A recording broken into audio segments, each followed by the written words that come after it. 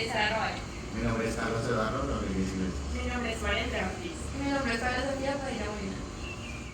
En nuestro caso, el combustible utilizado fue cascarilla de arroz. La cascarilla de arroz es el residuo vegetal que recubre el grano de arroz y se separa durante el proceso de molienda. Desde el punto de vista físico, la cascarilla de arroz tiene una textura fibrosa y ligera con un bajo peso específico y una densidad aparente aproximada de 90 a 150 kilogramos sobre metro cúbico. La cascarilla de arroz contiene una alta proporción de sílice y está compuesta principalmente por carbono, hidrógeno, oxígeno, nitrógeno y ceniza. Y su contenido de humedad varía entre 8 y 12% dependiendo de las condiciones de almacenamiento. Bueno, el primer paso fue la preparación de la muestra. Lo primero que hicimos fue medir el porcentaje de humedad de la cascarilla de arroz. Esto se hace porque la humedad influye directamente en la energía que libera el material. Si tiene mucha agua, parte del calor se gasta en evaporarla y el resultado sería un poder calorífico más bajo. Después de conocer ese valor, se pesó exactamente 1 gramo de cascarilla usando la balanza analítica para asegurar precisión. Con la ayuda de una prensa se compactó el material hasta formar una pequeña pastilla. Esto se hace para que el material se queme de forma uniforme dentro del calorímetro. Luego se colocó la muestra en el recipiente metálico del soporte y se agregó 10 centímetros de alambre de tusteno, el cual debe estar tocando el material pero sin tocar el recipiente. El alambre de tusteno sirve para iniciar la combustión cuando se pasa corriente eléctrica, ya que se calienta rápidamente y prende la muestra. Por último, se introdujo el soporte dentro de la bomba calorimétrica, se tapó y se verificó que quedara herméticamente cerrada, colocando también la válvula de alivio que se usa más adelante para liberar la presión de forma segura. En el paso 2 se muestra la presurización con oxígeno y preparación del sistema. En este paso se inyectaron 30 atmósferas de oxígeno dentro de la bomba. Esto se hace para que la muestra tenga suficiente oxígeno disponible durante la combustión y se queme completamente sin dejar residuos de carbono sin oxidar. Mientras tanto, se preparó un recipiente con aproximadamente 1 litro de agua donde se va a colocar la bomba. El agua es el medio que absorbe el calor liberado por la combustión. Luego, al medir cuánto sube su temperatura, se puede calcular la energía que libera la muestra. Y después de esto se introdujo la bomba con el oxígeno ya aplicado dentro del recipiente con agua, asegurando que quedara bien colocada y lista para las conexiones del siguiente paso. Paso 3. Una vez la bomba estuvo dentro del recipiente con agua, posteriormente se conectaron los cables que son los encargados de iniciar la combustión dentro de la bomba. Luego se colocó la tapa del equipo y se ajustó la polea, que es la que hace girar el agua para mantener una temperatura homogénea en todo el sistema. Se encendió el motor y el termómetro y se esperaron entre 5 y 6 minutos hasta que la temperatura del agua se estabilizara. Esto es importante para evitar errores por fluctuaciones al momento de encender la muestra. Cuando la temperatura se mantuvo constante, se activó la ignición, lo que provocó la combustión del material dentro de la bomba. Esta reacción liberó calor, haciendo que la temperatura del agua aumentara. Finalización del ensayo y análisis de residuos. Después de tomar los datos, se apagó el motor, se retiró la polea y la tapa de la máquina y se desconectaron los cables.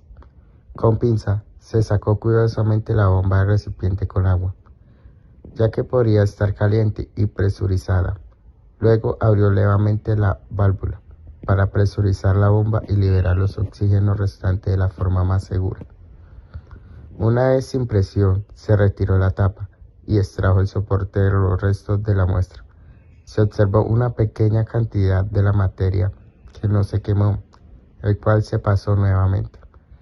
Ese residuo corresponde principalmente a la sílice o ceniza que queda después de la combustión y se tiene en cuenta para conocer el porcentaje de residuos no combustibles del material.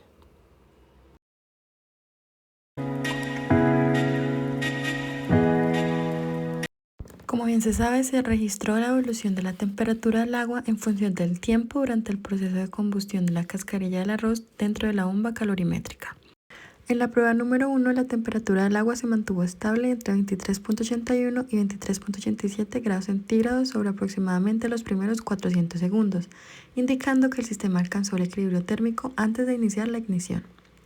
La ignición se produjo alrededor de los 420 segundos, momento en el cual comenzó a observarse un incremento notable y constante de la temperatura. Este aumento se mantuvo hasta aproximadamente los 700 segundos, cuando la temperatura se estabilizó cerca de los 25.25 grados centígrados. Ahora bien, y centrándonos un poco más en los gráficos, aquí se muestran las 3 etapas del proceso térmico. Inicialmente en el preperiodo la temperatura se mantuvo estable de entre 23.8 grados centígrados antes de la ignición, mientras el sistema se estabilizaba. Ahora bien, el periodo de alza inicia tras la ignición, aproximadamente en este caso a los 420 segundos, cuando la combustión de la cascarilla libera el calor y la temperatura aumenta rápidamente hasta 25.2 grados centígrados. Y finalmente en el postperiodo la temperatura se estabilizó, indicando el fin de la combustión. Ahora bien, en esta parte del laboratorio lo que se hizo fue determinar el poder calorífico superior del combustible, que representa la cantidad total de energía que se liberó de la cascarilla del arroz al quemarse completamente. Para ello se tuvo en cuenta datos como la masa del combustible, la masa del agua, la diferencia de temperatura y la longitud del alambre. Una vez hallados los valores del calor absorbido por el agua y el calor liberado por el alambre, se procede a hallar el calor total liberado. Y después de esto se procede a usarse para hallar el poder calorífico, que es la división del calor total sobre la masa del combustible, que en este caso nos dio 6.08 kilojulios sobre gramos. A partir de este resultado se demuestra que la cascarilla de arroz posee una buena capacidad de liberación de energía al ser sometida por combustión. Cabe destacar que durante la combustión de la cascarilla del arroz, la parte orgánica del material se quema y libera energía, pero una pequeña fracción no se destruye. Este residuo es principalmente sílice, un componente mineral que representa entre un 15 y un 20% del peso total de la cascarilla. Aunque no se quema, este material no se desperdicia, de hecho tiene muchos aprovechamientos.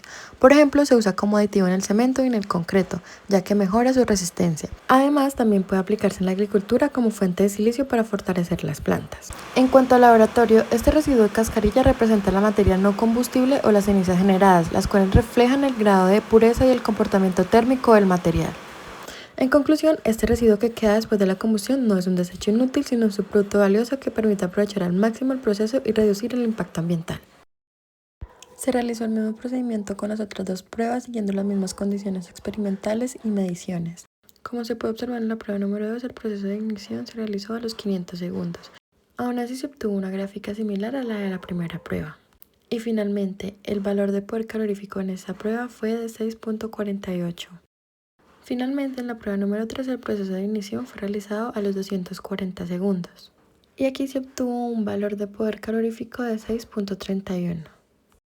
Ahora bien, en este gráfico final se observa la variación de la temperatura en función del tiempo para las 3 pruebas. Todas las curvas presentan un mismo comportamiento general, un periodo estable, un aumento brusco tras la ignición y finalmente el periodo de estabilización. Las diferencias entre las curvas se ven principalmente al tiempo de ignición y a la velocidad de la combustión. En algunas pruebas la ignición ocurrió antes y en otras tomó más tiempo, lo que demuestra una ligera variabilidad entre las condiciones experimentales. Aún así, a pesar de esas variaciones, en las 3 pruebas se obtuvo un incremento promedio cercano a 1.6 grados centígrados, confirmando la reproducibilidad del experimento. En general, el experimento demostró viabilidad del uso de la cascarilla de arroz como fuente de energía alternativa, resaltando su potencial y el aprovechamiento de residuos agrícolas y su contribución a prácticas más sostenibles en el ambiente energético industrial. Entre los posibles aprovechamientos de este combustible se tiene la generación de energía térmica. Esta es utilizada en calderas, secadores o procesadores industriales que requieran calor. También en la producción de energía eléctrica, mediante su uso en las plantas de biomasa, donde la combustión del residuo agrícola impulsa turbinas o generadores. En el país, el uso de la cascarilla del arroz ya es una realidad. Muchas de las plantas arroceras instalan plantas termoeléctricas de biomasa a base de la cascarilla del arroz con capacidades altas de energía, reduciendo así las emisiones de CO2 e impulsando la generación de energía renovable.